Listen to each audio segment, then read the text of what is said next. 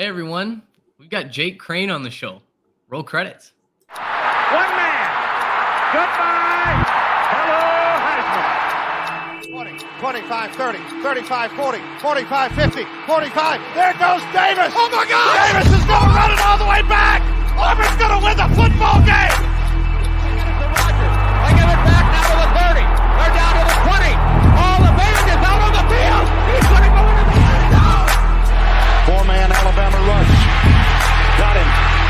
No, they didn't. Oh my gracious. Yep. How about that?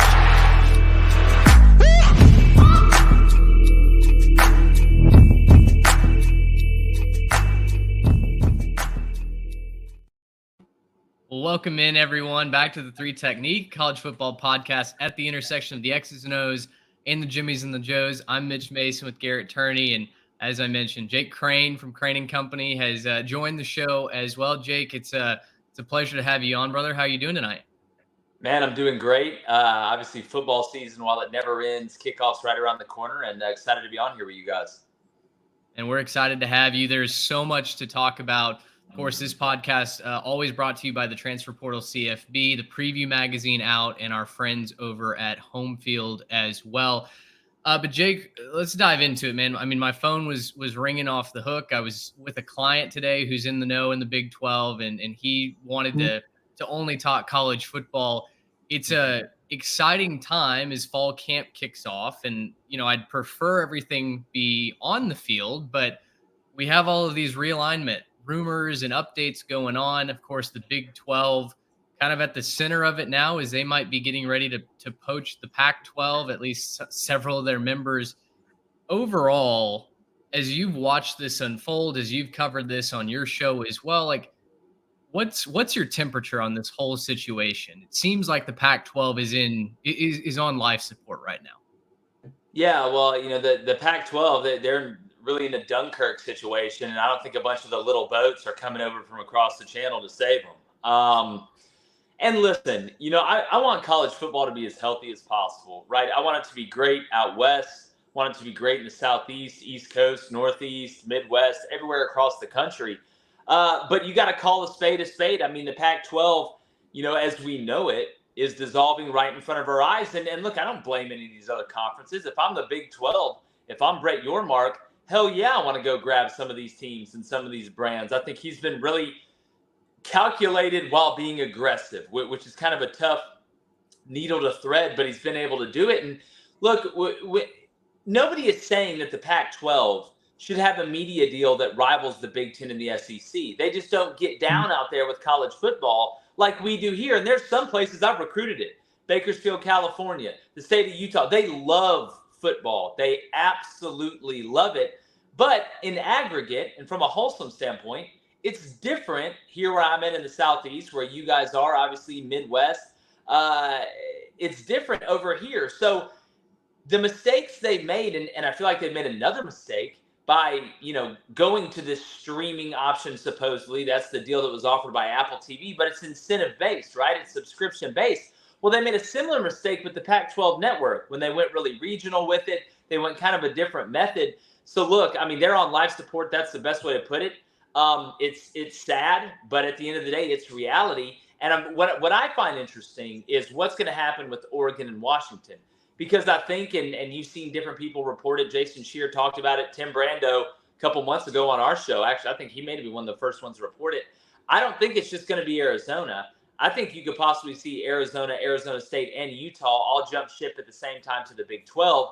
Then you've got Oregon and Washington possibly going to the Big 10, which if you're the Big 10 or you're USC and UCLA, especially for the smaller sports' sake, you want to build that bridge a little bit because you got basketball and baseball, these sports that play multiple games, a lot more games than you get in football, and there's not nearly the money that is generated or funneled into these programs. USC and UCLA are going to have no problem being able to get on a plane and afford to go out there and stay in hotels and go out early and stuff like that. But then you look at the other sports that don't generate the revenue. So if you could build a little bit of that bridge from USC and UCLA to Big Ten country, I think that'd be a good move. And that's not even talking about the brands that you would add with Oregon and Washington, because I don't think people realize Oregon, we know they have money. They got walking around money, right? They got, here, let's just start throwing bills money.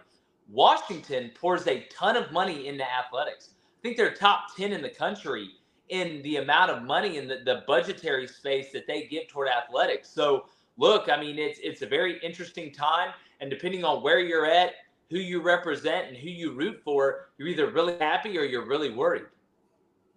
Well, I think you did a great job of kind of setting the scene and covering so many different bases. And I think what you just finished with is apropos of this entire situation. Depending on who you root for, you're either throwing a party or you're maybe getting ready for the celebration of life, right? And so with that, how did the Pac-12 get this so wrong, right? Yormark kind of was playing chess when maybe some thought he was playing checkers last year, taking over the Big 12 and getting a new media rights deal.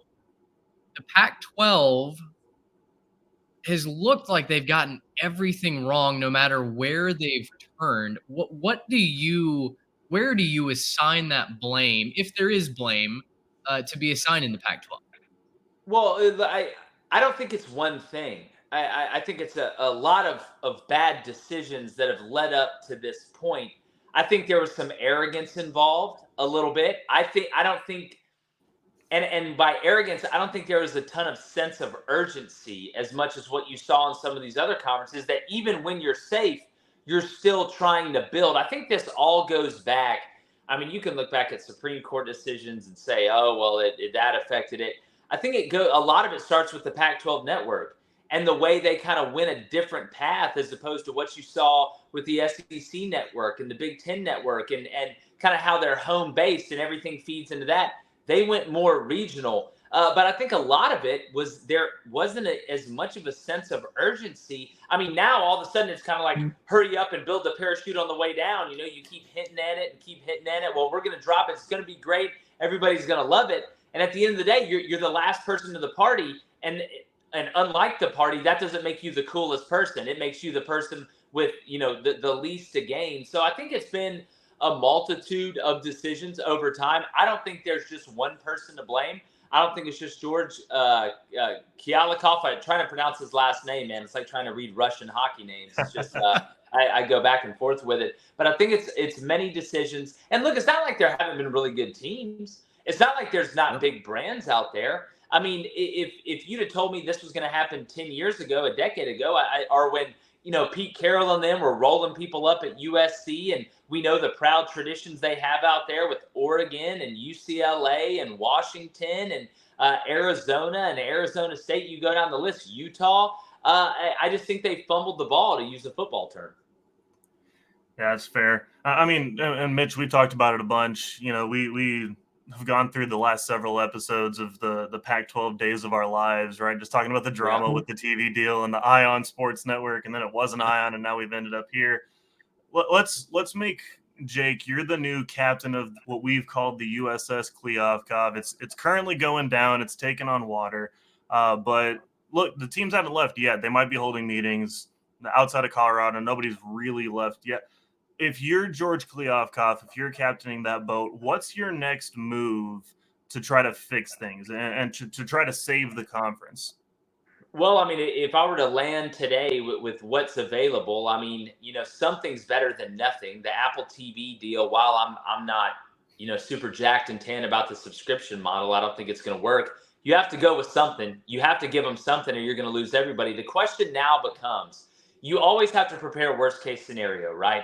So we always hear that the coaching turn, or the athletic director always has that sticky note in his sock drawer of coaches to replace the coach that he currently has in case something happens. Well, you have to have that if you're running the Pac-12. But the question now becomes, because it's about markets too. It's not just about brands, right? You want great brands and great markets. You'd love to have both of those.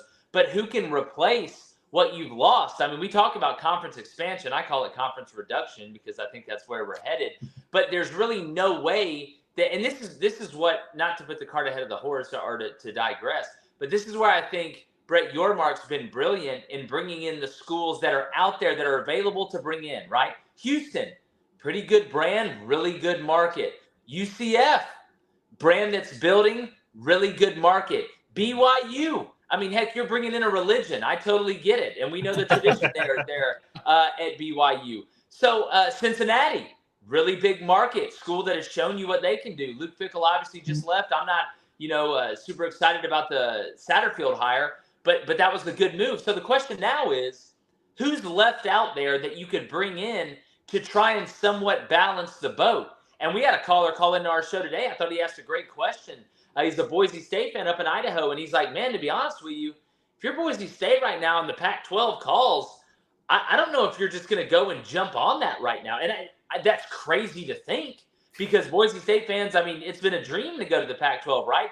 But I would almost rather stay in the Mountain West than go to the Pac-12. So you got Boise State out there. San Diego State, who we know now is leaving, right? They've given somewhat of the notice, even though they don't want to call that. You're trying to replace that Southern California market a little bit, but you have to find teams. I mean, is it SMU, right? Because geography really doesn't matter anymore. That's not even a thing when it comes down to it.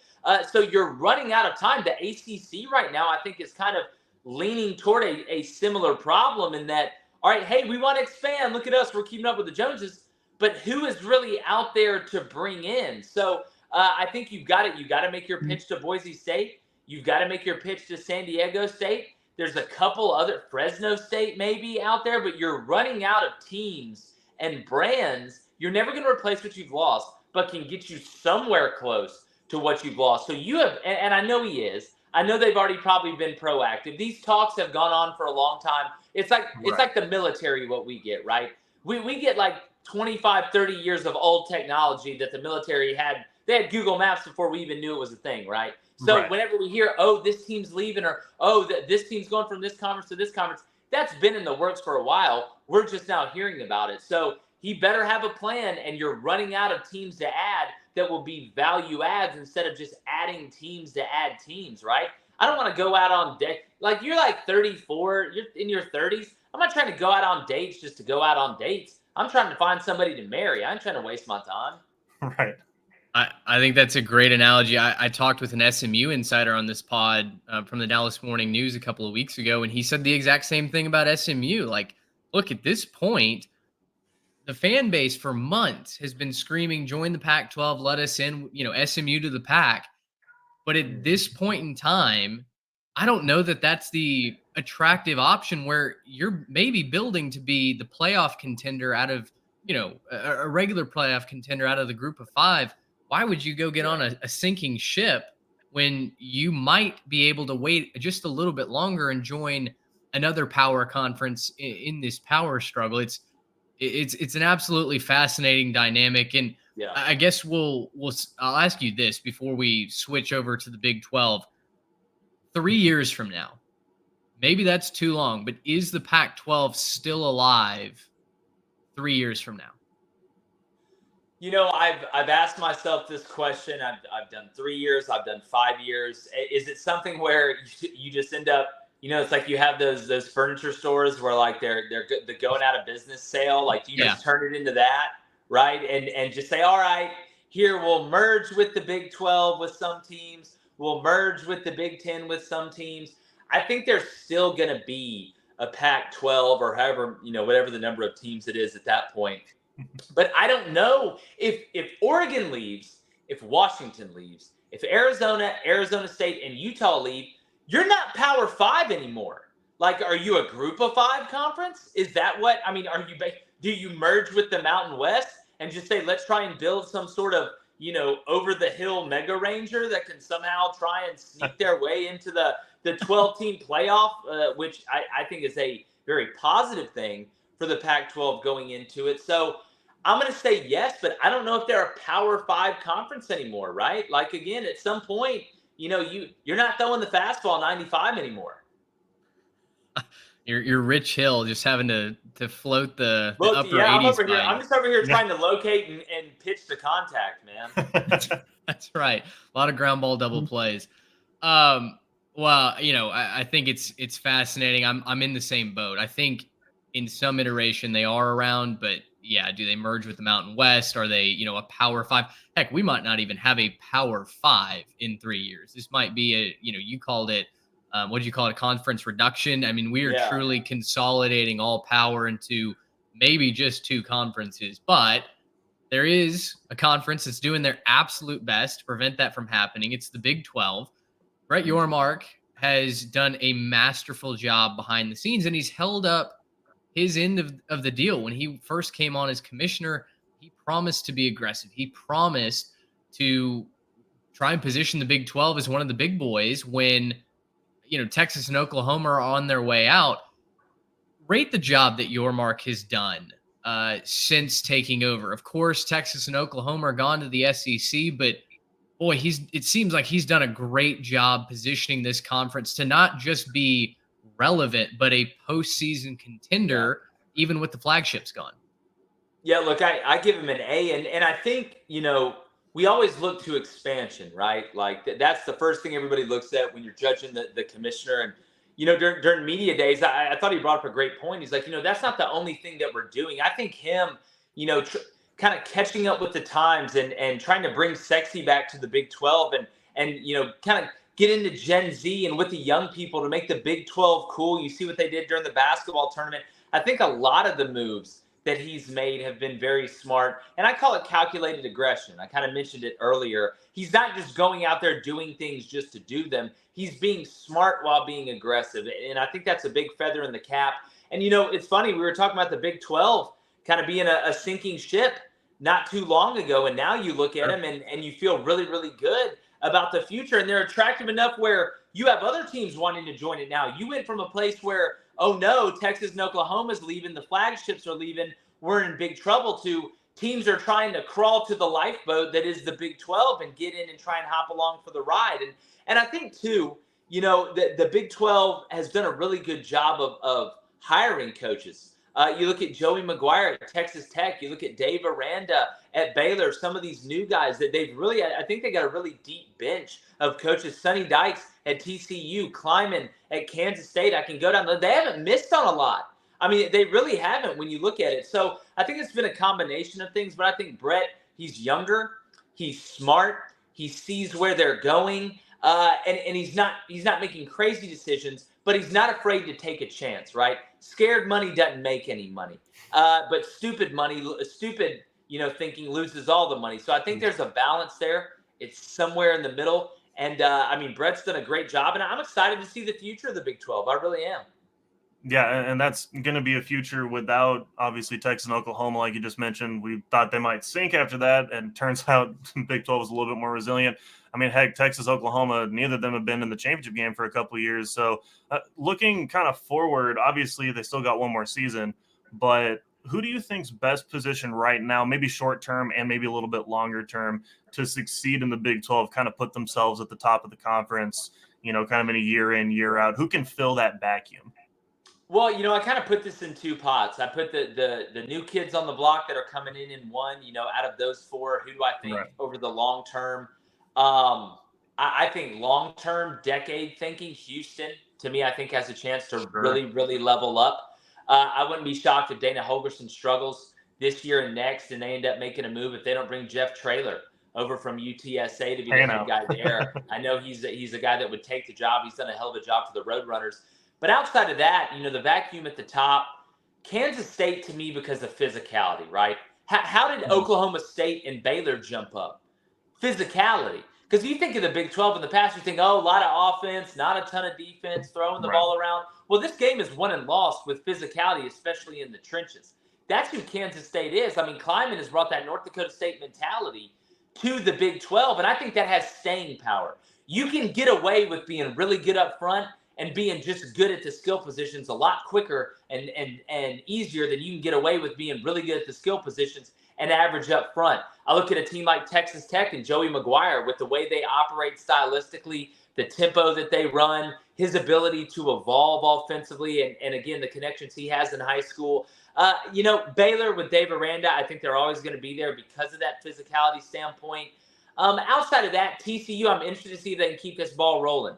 Sonny Dykes, first year in there last year, you had an older team, even though Max Duggan kind of came off the bench when Chandler Morris got hurt and led that team, but you did have an older team, with the receivers that they had, big and small, up front, you were pretty veteran. But man, if I had to put my money on somebody in the long term, I think Kansas State is a team that can really, really get in that power vacuum because of their power up front.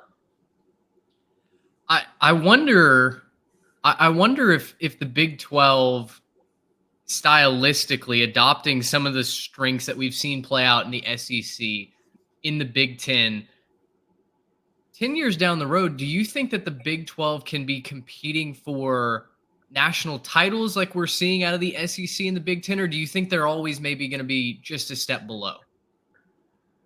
Well, I think the SEC is always going to be the most talented conference, at least for the foreseeable future. Because, again, you look at the offensive lines and the defensive lines. We can talk about the skill players. I mean, look at the NFL draft. That tells you the whole story. Those guys aren't biased. They're not going in there saying, man, well, we need to make sure we draft all these SEC. They're looking for the best players. That's what they get paid to do. Now, does that mean that a team in the Big 12, one or two or maybe even three teams, can't be good enough up front to be able to actually go to the national championship game and not get beat by 60 points? I think so. But that's what it's going to take.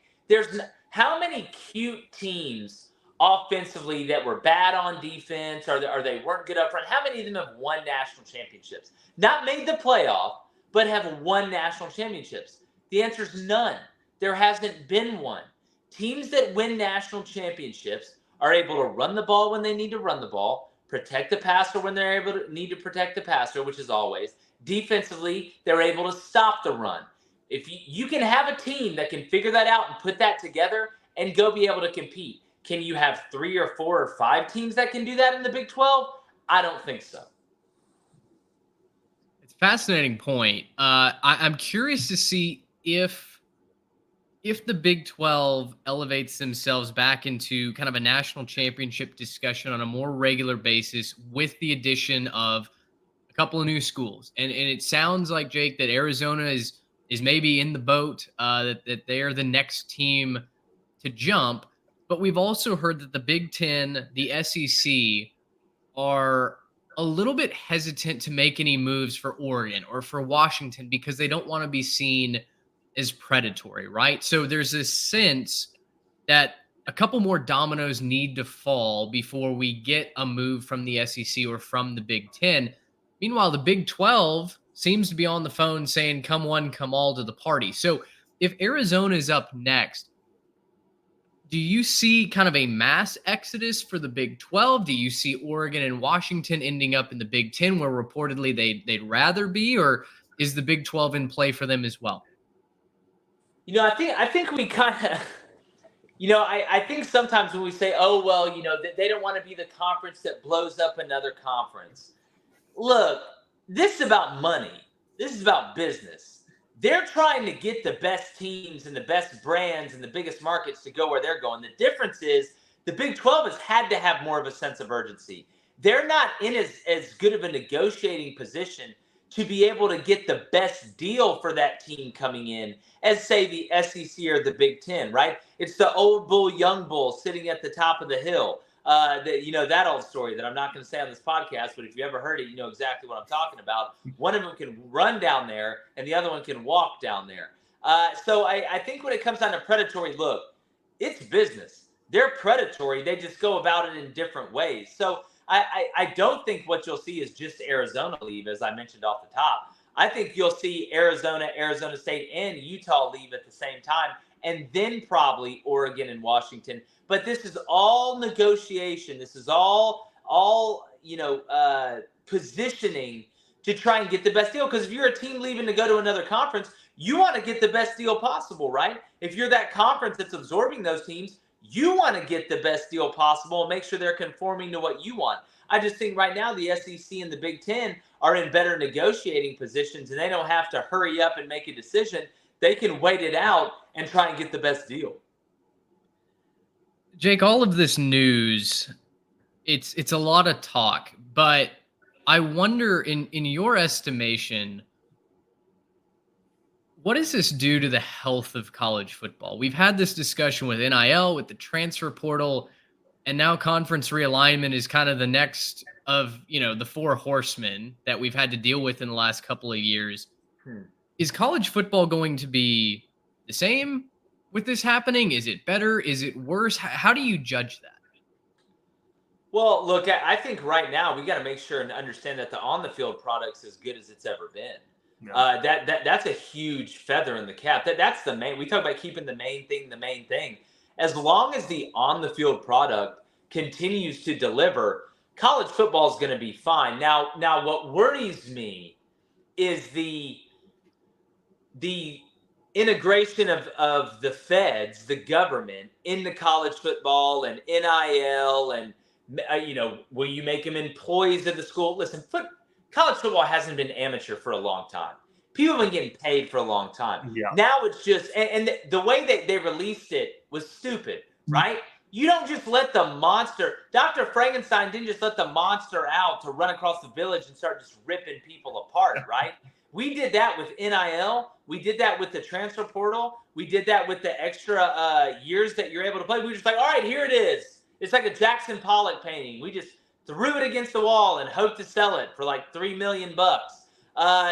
So building the parachute on the way down is not smart. And I don't think it's great the way they rolled it out. Look, I'm all for players being able to make money off their name, image, and likeness. I make money off my name, image, and likeness because I have a skill that I can give that everybody doesn't have. I can't run 4.4. I can't go out there and throw the ball 90 yards like Joe Milton or block an SEC defensive end. So, yeah, they should make money off their name, image, and likeness. But when you just say, here, there are no rules, just make them up as you go, and then halfway through you're like, oh, no, we need rules, of course this is going to happen. So it's been very disorganized, I think, is the problem. But when I look at the on-the-field product, it is absolutely fantastic right now. So there's good and there's bad, but as long as the product stays the way it is on the field, college football is going to be fun. Tell you what, I certainly hope so. I think other than the Pac-12 and their subscription service model, which, boy, imagine paying for another subscription service right now. I think we're in a good spot. Like you said, it's never been more entertaining than it is right now. I mean, heck, we've got Fall Out Boy singing for the Big Ten Saturday night, right? That's got to be worth something. Yeah. Jake, let's transition over to the SEC, specifically Auburn. We haven't had anyone on to talk the Tigers this season, especially since Hugh Freeze came back. Hugh Freeze gets announced as the Auburn head coach. Maybe you heard about this ahead of time before the official announcement it gets made. What was your reaction in that moment? Well, look, I've known Hugh for a long time, and even before Brian Harsin got hired, I was wanting Auburn to hire Hugh Freeze, and caught a lot of flack for it.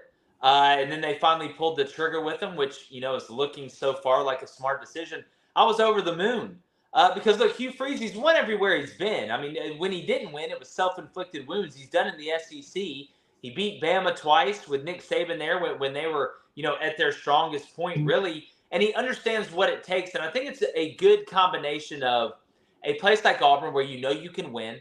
They have the climate there, right? I say they have the climate there to grow the best grapes. You're in SEC country. You have unbelievable facilities, unbelievable fan base and support. And when Auburn aligns, when everybody's together, Auburn's very dangerous because they're not afraid of Alabama or Georgia. You grow up with them. They're to your left and right. A lot of people on the outside are there, oh, God, it's Georgia. Help, Giants, help us, God.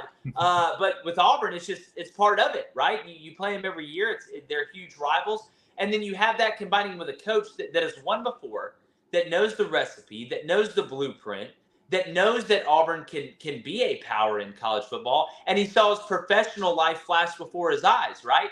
It's almost like Scared Straight, right? When they take those kids in there and all the prisoners just yell at them and tell them they're just going to beat them up. A lot of them probably go back and start doing their homework and cleaning up their room and hanging out with better friends. I trust that, right? So I think it's a great combination. What he's done so far in recruiting, what he's done in the transfer portal, there's positive momentum back at Auburn ever since the Harsin hostage crisis finally ended, which everybody's thankful for. So, look, I wanted him then. I'm glad he's rolling now. We'll see how they do this fall.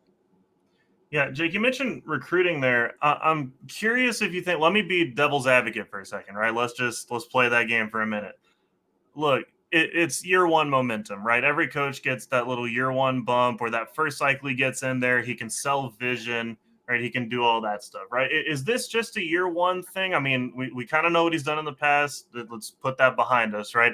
But like, is this just a year one vision thing where he's saying, hey, this is what we think we're going to do? And do you think that can sustain like a slow start, right? Let's say they start the season a little bit slower. Things don't go the way that they should immediately. Is this just a fluke, or why make the case for why this isn't just a vision thing, and why Auburn could be kind of next up, beating Bama, beating Georgia? You're not afraid of them, but they're still there, right?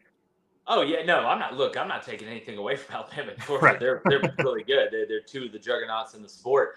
I mean, there wasn't that year one bump for Harsin. But look, the year one bump, that's a real thing, right? You get in there, Febreze Brothers, fresh start. Everybody's excited. Let's all get together. Let's get the band back together and start going on the road and singing again. But what he's done so far is Auburn hadn't done that before, right? Like, I mean, Auburn previously, I think they signed the last 5-star they had committed was in 2019. They flipped guys from Bama and Georgia before, but they weren't big time guys. Right. They flipped Alabama's one of their top targets on offense from Foley, which is in Mobile, which is heavy Bama. Heavy Bama. You don't go in there where Julio Jones is from, where Robert Lester's from.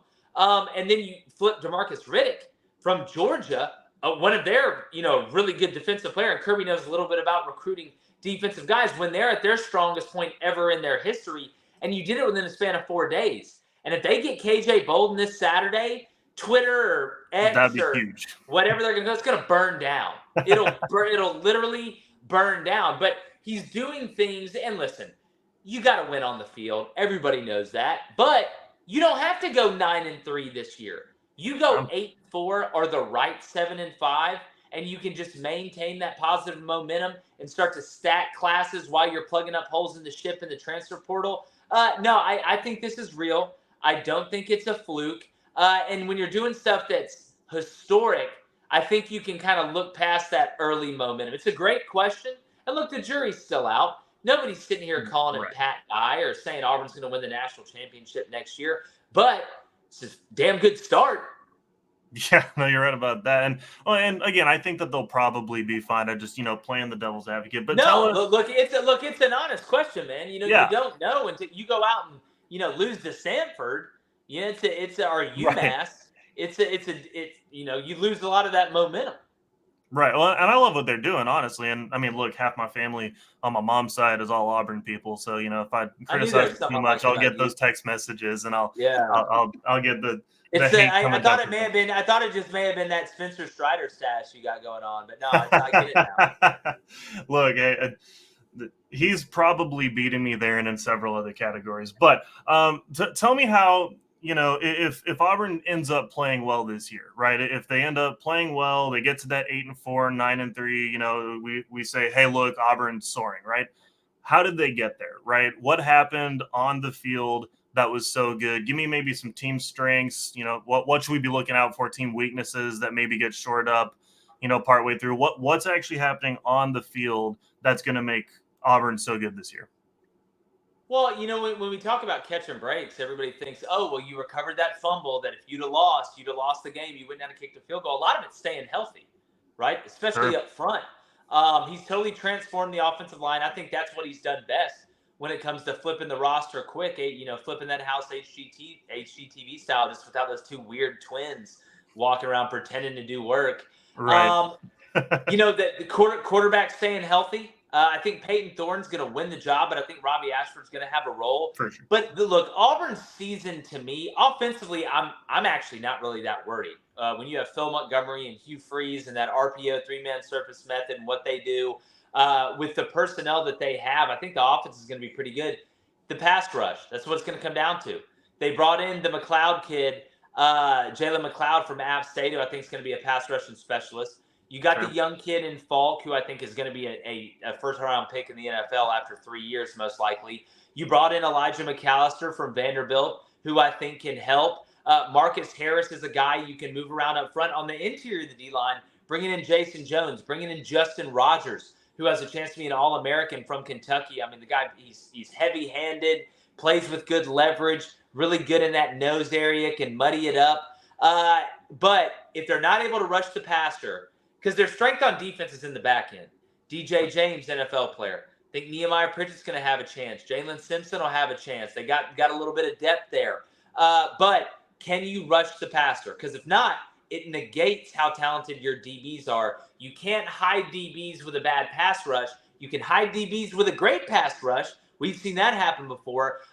So offensively, not really worried. I think they're going to be able to score points. Defensively, can you get after the passer? Because that translates to getting off the field on third down. That there's a reason they call that the money down.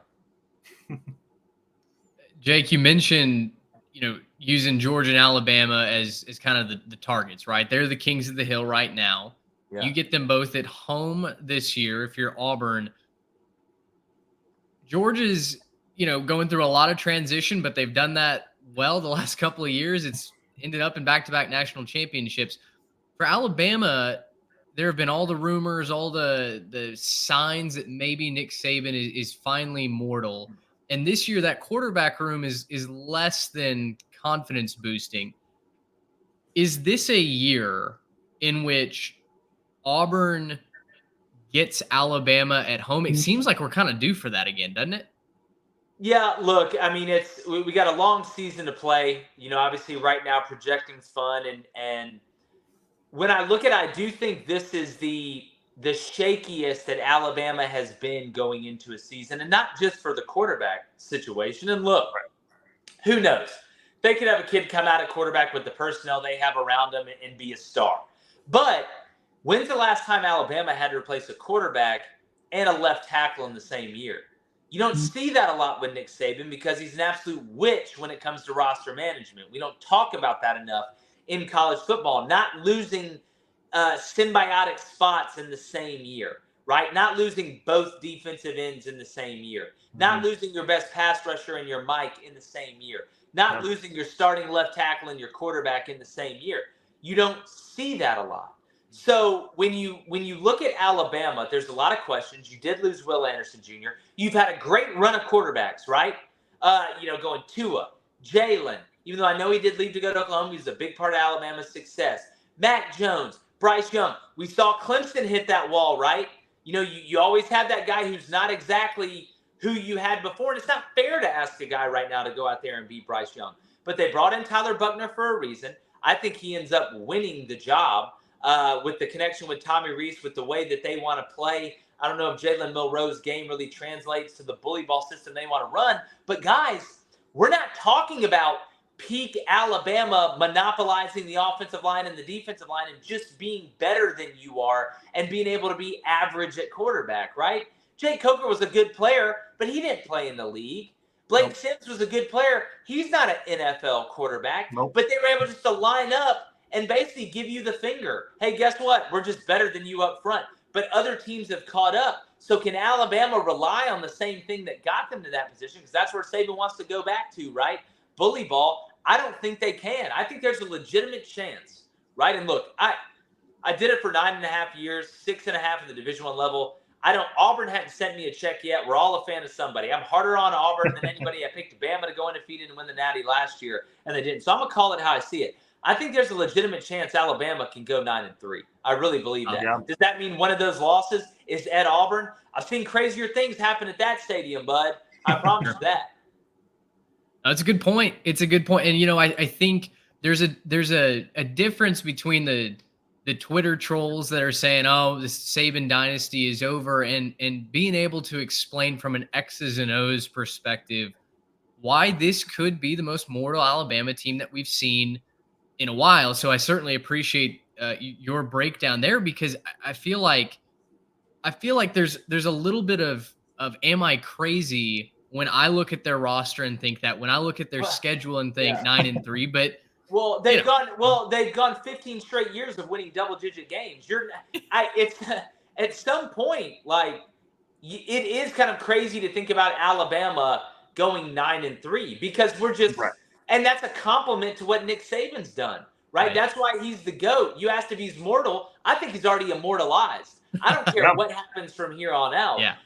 But when you're so conditioned because of success, it's hard to finally say, well, this is it. this is Alabama coming back down to reality. And I mean, we had Tim Brando on our show today, and he talked about, it seems like Alabama's vice grip over the dominance of college football has been loosening, and it's getting even looser. And at some point, you got to take a step back and say, listen, all the chips on the table, yes, they have Nick Saban, Emperor Palpatine himself, right?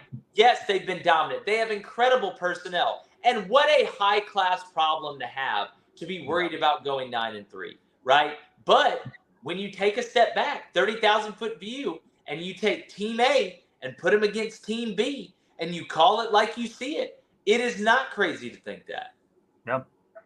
Well, so take that step back from 30,000 feet. Alabama's looking a little shaky. So where do you go with the SEC West? This is like uncharted territory for a lot of us, certainly that haven't experienced Alabama losing, more than 2 games, like you said, in 15 years. So the first inclination seems to be, hey, LSU is coming on strong, right? They won the West last season. They were recruiting at an elite level. They brought Brian Kelly in. He shut all the haters up last season, including myself. And they appear poised to go on a run. But is it that simple as simply saying, okay, if Alabama doesn't win the division, LSU does? Yeah, well, it's never that simple. But I again, when you look at it, where did LSU get worse? Like, where on that roster? You're returning 4 or 5 offensive linemen, including 2 future NFL tackles. You've got guys on the outside that you trust. Keyshawn Boutte was really non-existent last year. Right. So, yeah, I guess it kind of does suck to lose him. But let's not act like he was out there being the guy he was before. Yeah. You bring back Malik Neighbors. You've got Mason Taylor at tight end. You're going to be fine at running back. Jaden Daniels, I think, took a huge step halfway through the year last year when he started using the deep third of the field. In LSU's defense, you get Mason Smith back after he got hurt against Florida State. He's a generational guy up front. Harold Perkins is probably going to join the Avengers when he gets done playing, and I will never worry about LSU at the defensive back position. So tell me where LSU got worse. Now, listen, the schedule isn't as forgiving as it was last year. You do have to go to Alabama, and you do get A&M at home, who beat you up last year. That's going to be a revenge game. You get Auburn at home.